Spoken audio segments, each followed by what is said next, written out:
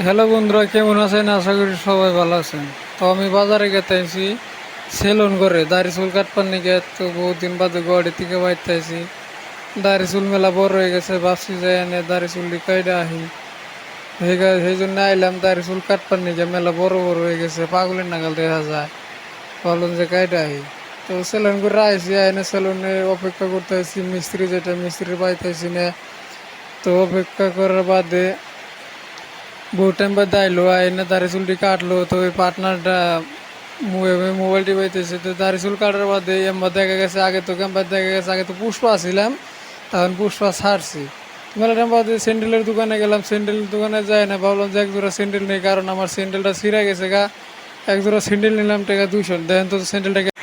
তো ওটা আমার ফার্স্ট ব্লগ, আশা করি সবার ভালো লাগছে।